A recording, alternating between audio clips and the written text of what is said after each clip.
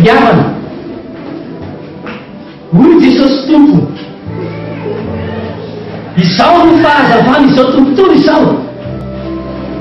izay manaraka tsy mandeha amin'ny maizina izy aza malahelo no fonareo Jesosy minoan'Andriamanitra ary minoa ay koa ao an-tranony raiko misy fitoerana maro raha tsy izany dia efa nilaza taminareo aho fa handeha amboatra fitoerana ho anareo aho ka izay hitoerako mba hitoeranareo koa aty amin'izao tontolo izao no ahitanareo fahorinana nefa mahatokia fa izao efa naharesy izao tontolo izao tsy ameranareo kamboty aho ny tompo ankaty aminareo aho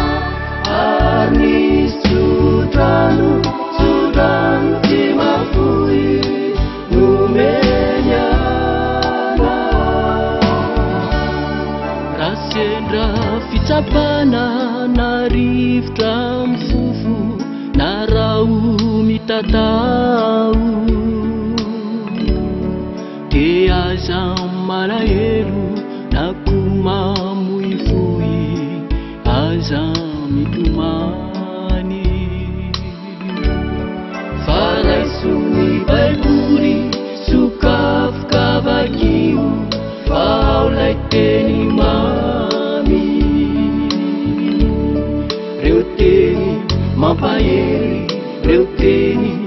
tsodrano sahazahoana efa nisy teniteny mamy tena mamy natoroly ana anisy tsodrano tsy mafoy omeny ana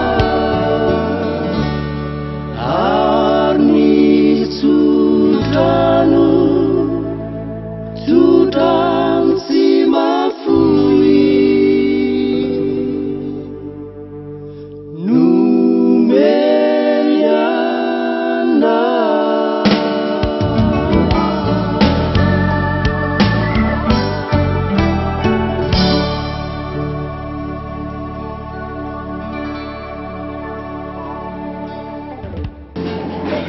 Fiadana no avelako anareo,